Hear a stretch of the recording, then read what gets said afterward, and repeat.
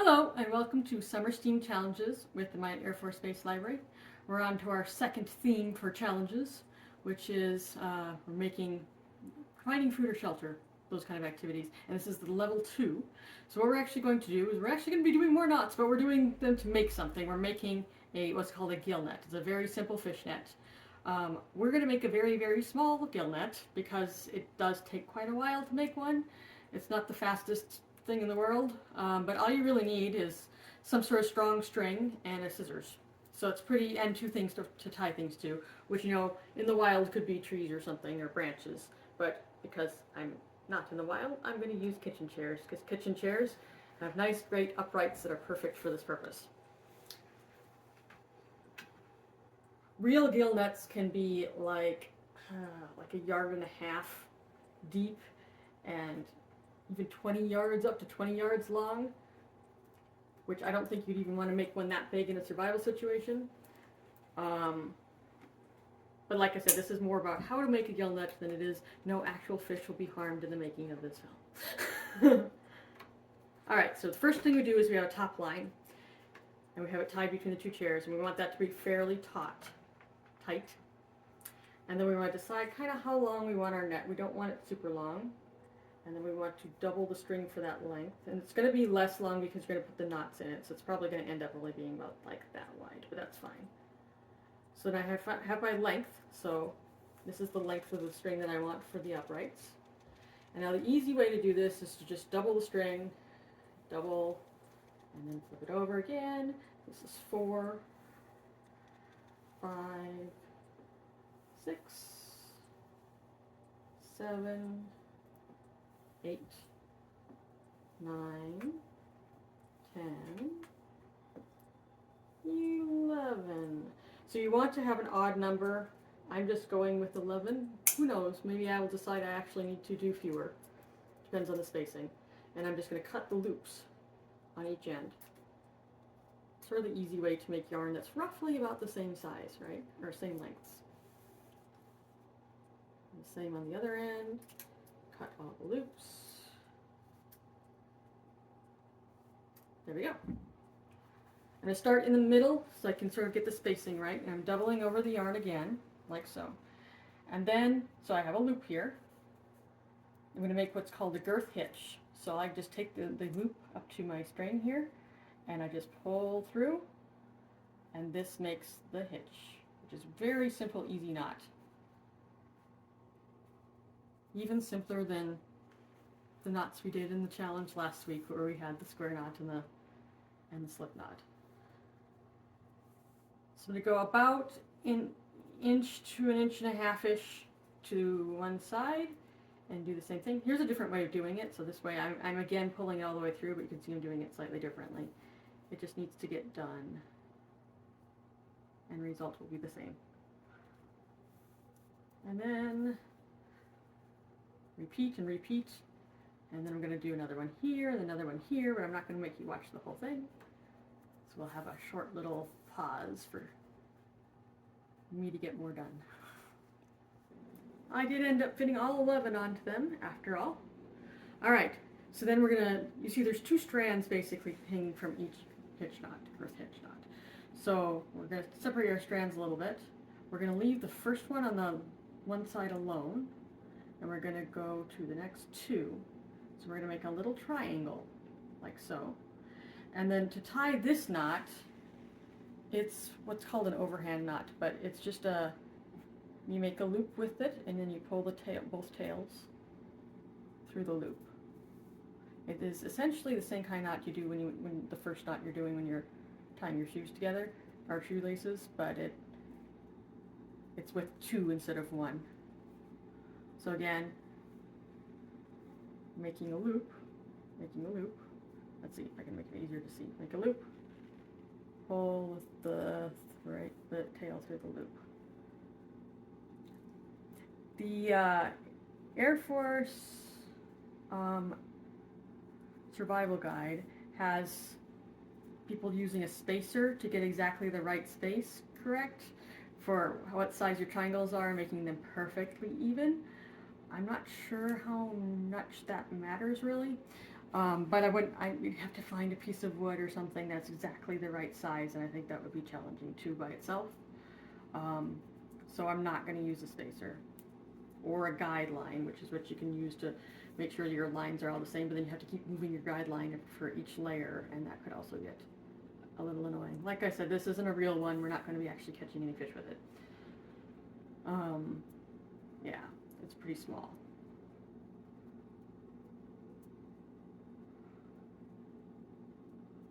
Other than the part where it kind of hurts your arms because you're holding them up all the time, this is kind of zen though, so it's a very relaxing thing to do, making a net. It's kind of, well, it's basically macrame, right? And you wouldn't have to necessarily use this to catch fish either. You could make a net bag for carrying things in if you don't have anything to carry things in. It's basically the same basic net technique, right? So there's a variety of uses that you could get to it. Almost done with my first line, and then I'll go on to the second line. So the idea with a gill net is so you attach floats, usually pieces of wood, to the top, and you attach weights, like rocks, to the bottom, and then you put it inside a stream bed, and you want it towards the bottom of the stream bed. And let it sort of sit there so it's upright in the water, because the floats are keeping it upright. And then water, of course, and small things travel easily through the holes. And fish that are just the right size try to go through, but then they get stuck, unfortunately, on their gills, which is why it's called a gill net. Now these things can be, I mean, you don't want to leave it, if you were ever to actually use a gill net, you wouldn't want to leave it unattended for very long, because you can always trap all sorts of things that you don't actually want to trap, or a bigger creature could come along and go through it and wreck it. So, gets the job done, but it's not necessarily the best solution ever. And there's particularly in the ocean, they're problematic because the dolphins get tangled up in them, but a lot of times they're not made of yarn, they're made out of like fishing line as well. Okay, so now we're doing our next level of knots. So we're going back over here, we're making a big triangle, doing the same knot, our big triangle, like so, and then we're going to try to line up all of our other knots with this one. So this next one goes right here, and you can sort of see it's starting to become a net, because this would be the size hole that the fish would try to go through and get stuck. Also, your floaters could potentially become waterlogged and stop floating if you leave a net in place for too long, I imagine. Because wood floats because it has a lot of air in it. But the problem with things having lots of air in them, with your floating method, is if they fill up with water and the air escapes, then they don't have air in them anymore. It's usually called, I think that's what they call waterlogged.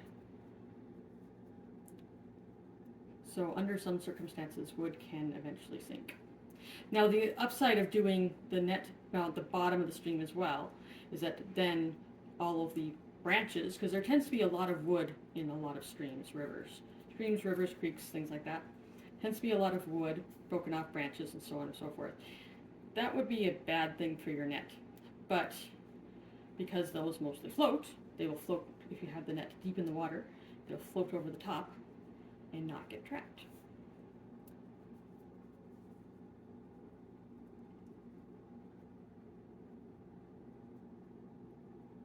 Oh, come on. So this does take a while. It's not a fast activity. Especially if you were making a gigantic net, then it would take a really, really long time.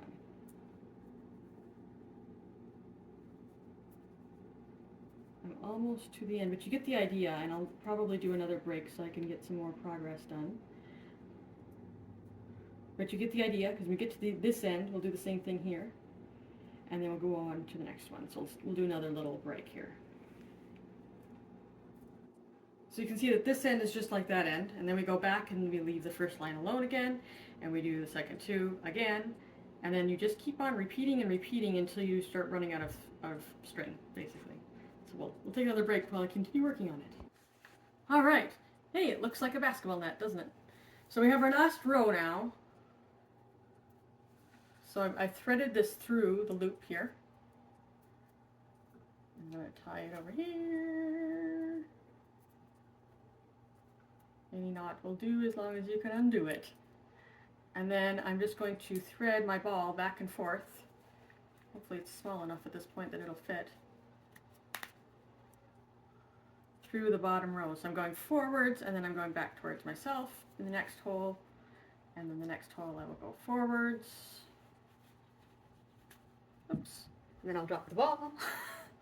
And then you remember that balls roll. I should probably, I could also restart, please stop. I have a new plan. All right, this looks a little bit like a basketball net because this is also how you make basketball nets. So we're gonna take our long bottom piece of string and tie it to the bottom sort of even with the bottom knots and stretch it across and tie it on the other side. Any kind of knot as long as you can untie it.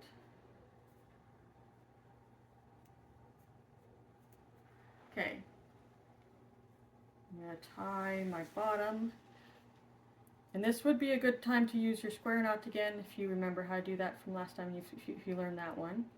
However, it is really hard to do a square knot upside down. Also, it's harder to do a square knot when both sides of the thread are the same color, but I don't know. Like I said, it's hard to do it upside down.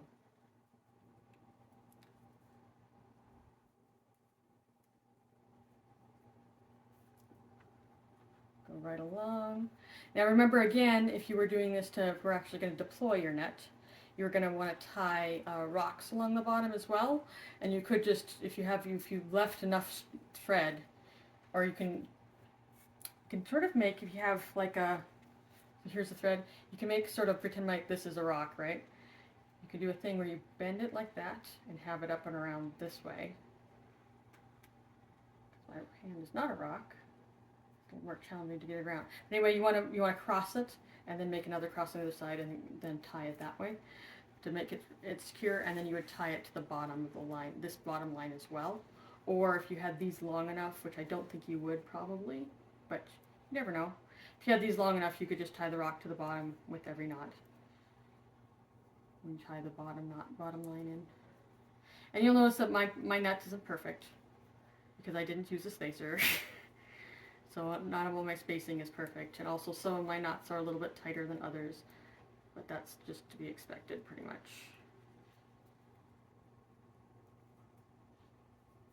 You would also probably want to tie your floaters on the top part before you take your net down to deploy it, because it's easier to do it with it's all taut like this, because once we take it down, if you had a much longer net, it could tangle up and make things a little bit more difficult. Almost done. So again, this is called a gill net, and it is a very simple to make and deploy kind of net. And you would deploy it in a stream or a creek or something. You could, I don't know, a river is too wide because you would have to go all the way from one bank to the other. When this was a very, very narrow river, it would take a lot of string to go from one bank to the other.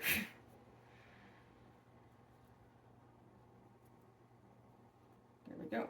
Now we could tie this top string and bottom string to longer strings to deploy it across the stream, or you could make them the right length in the first place, because I imagine if you're in a survival situation, you actually have a stream in mind for where you're going to deploy this. It would have to be something that's big enough to have fish in it, obviously, but you wouldn't want it to be too big. I'm going to move my chairs a little bit closer together, a little more slack in my knots. It'll be easier to untie them.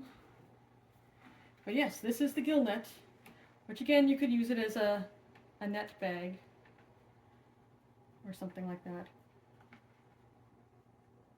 I've done a lot of pulling on those strings that has tightened a little bit more than I wanted it to.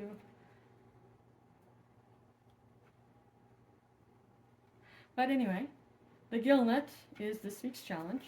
And remember, because it's a level 2 challenge, it's worth more points if you're playing the Steam Challenge game than the level 1 challenge. But it also, as you can see, requires a little more time and more work.